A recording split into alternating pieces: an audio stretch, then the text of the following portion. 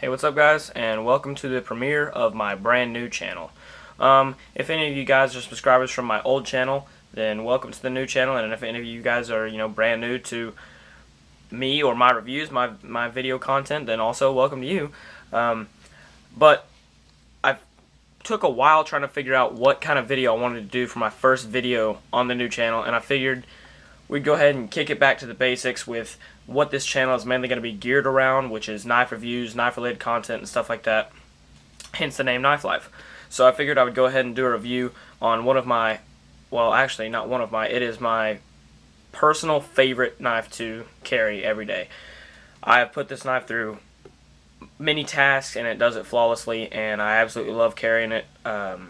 There's not one thing about this knife, me personally, that I don't like, but I'm going to go ahead and do a review of it to let you guys know that maybe, considering buying it, let you guys know what you might not like and what I love. So, you might have to excuse me, my knife reviewing skills may be a little bit rusty. As you guys know, I was kind of out of the YouTube game for quite a while, but I'm coming back, and hopefully I'll be better than ever.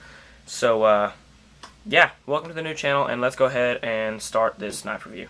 So today, I'm going to be reviewing the Spyderco Manix 2. Now this is the Spyderco Manix 2 154 cm version. They have a newer version out which has S30V steel, but me personally, steels aren't a huge thing to me. I know you can tell the difference in the performance of the steel, but for me personally, I don't know a whole lot about the steels, so from one to another, I can't really tell the difference until it comes down to sharpening. So, since we're already talking about the steels, let's go ahead and give you guys some specs. As I said, this is the 154 cm version, but you've got an overall length here of 8 inches. You've got a closed length of 4.625 inches, and these specs are coming directly from Spyderco, so they're going to be exactly precise. You've got a blade thickness of 0.125 inches, which is 3 millimeters, which makes for an easier measurement if you guys are wondering. You've got a blade length of 3.75 inches and a cutting edge of 2.875 inches. And you've got your G10 scales, which is pretty much basic for Spyderco. It seems like they're all FRN or G10. You've got a 154 cm steel, as I said, but the newer version does have a CPM S30V steel. And your weight, this is kind of one of those specs that I think is absolutely ridiculous, because the weight in a knife doesn't bother me at all. I wear my pants fit, and I can't really tell if a knife's in my pocket regardless. But for you guys that are wondering, if you don't really like a heavier knife, this knife is 5 ounces, so it is a little bit heavier than something else, but you get definitely a heavy-duty, hard-use knife. And you've got a hollow grind, which is another thing. I'm pretty sure the newer version, the S30V version, is a flat grind. I'm not sure if it's available in a hollow grind, but the 154 cm version is a hollow grind. And you've got your spider hole size of 14 millimeters, so it is a bigger spider hole than, say, a Delica or something like that, if you're used to that. And you've got your pivot in here, which is just it's going to be riding on a phosphor bronze bushing, which is pretty much basic for, seems to be, several folding knives. But, anyways, now that the, actual logistics, I guess you could say, and whatever statistics of this knife are out of the way, I'm going to go ahead and give you guys my opinions on this knife. I'm probably going to be a little biased, because when I first started collecting, Spyderco was the knife that I wanted to get. I saw them all over YouTube, and I just had to have one, and this was the first knife that I came across that I was like, that thing is just awesome looking. I absolutely loved the locking system, which is they call it a ball bearing caged ball lock, and what it is basically it's just a ball bearing inside here, and it's, caged in by a polymer plastic material, which has some jimping on it, so your fingers can lock onto it. And basically what this is, this ball bearing is free floating in there, which gives it plenty of surface area to float onto the lock.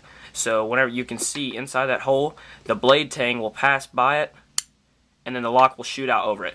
So it's definitely a really strong lock, and it's a super smooth lock, because you can see, one-handed use, this knife is buttery smooth. But one thing about it is, when you get it first out of the package, chances are it's going to be a little stiff, which, that's just like brand new shoes. They have a break-in period, and once you get past that break-in period, they're comfortable, so to say. So, of all the knives I own, this is absolutely my favorite locking system. It's pretty reminiscent of the Benchmade Axis lock, except instead of having an Omega spring in there, they've got a ball bearing. Ergonomics on this knife are out of this world. You can see you've got 3 choils here, which I never really use this front one, but you lock in like that, fits like a glove. But if you do want to use this front one for maybe some more precise cutting tasks, you can choke up on the knife and use this really nice aggressive jimping here, and it locks your finger in there, and that's just a sturdy feel. You know, you can get some really precise cutting if you need to have that done. So, like, I mean, definitely one of the most comfortable knives I own. And another thing is this knife is jimped everywhere. Down here on the bottom, you've got jimping. Can you see that? Yeah. You've got jimping. So your hand locks in there and it's not going anywhere. Up here on the top, you've got jimping. Now, if you think that that might be uncomfortable, it's not. Just take my word for it. You really can't feel it at all.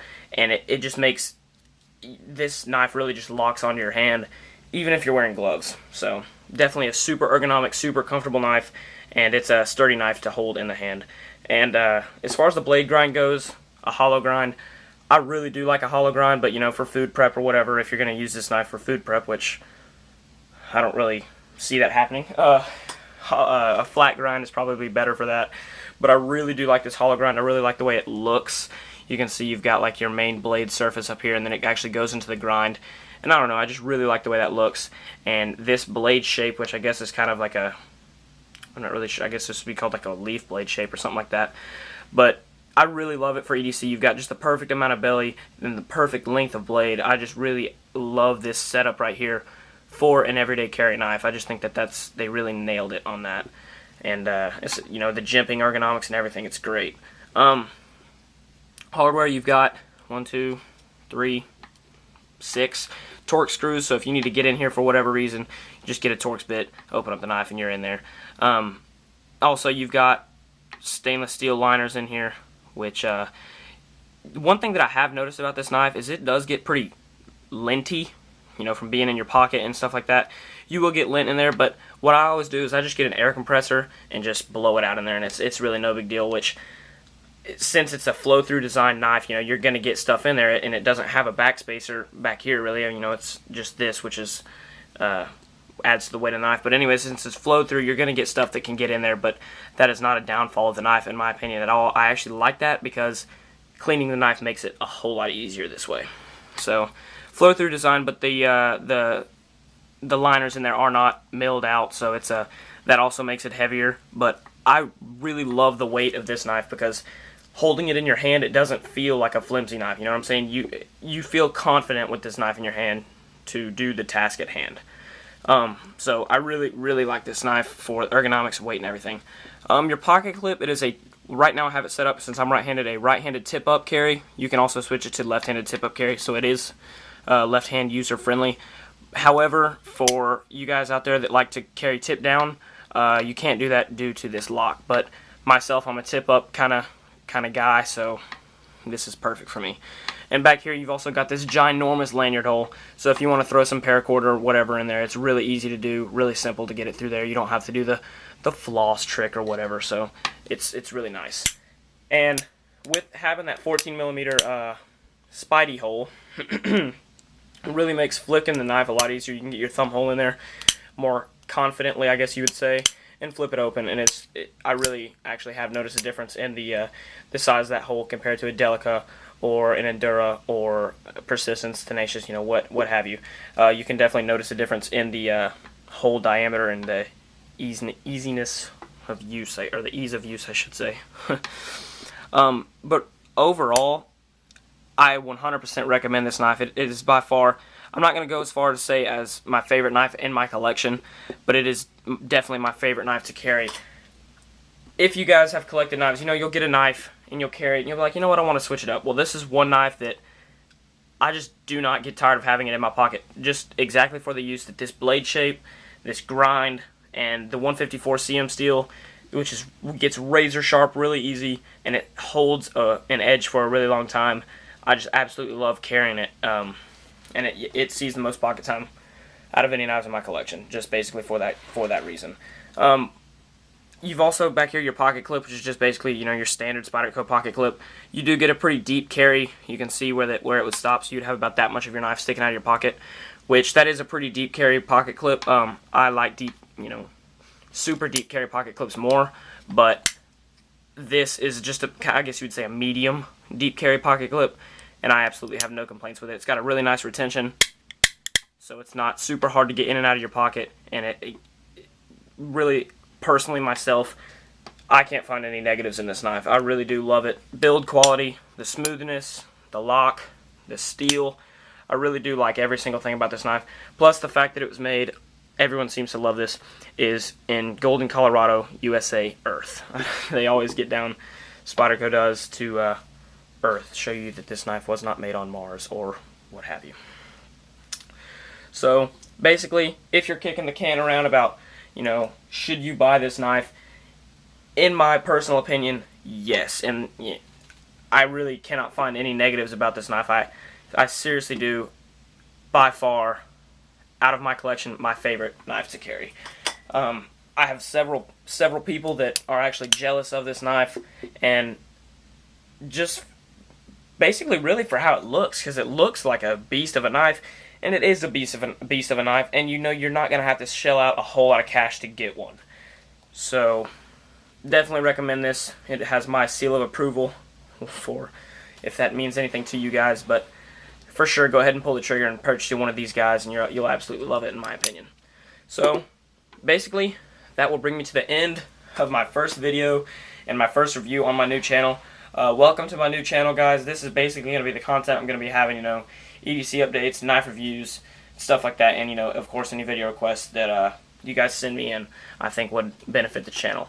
So welcome. I hope you guys enjoy it, and I hope you guys can notice a you know, a difference in the quality of the videos and my knife reviews themselves.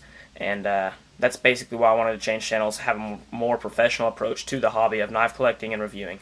So thanks for watching, guys. I hope I helped y'all out, and if there's anything that you think I missed, let me know in the comment section. I'll give you my opinion on that. Thanks for watching, guys, and I'll talk to you in the next video.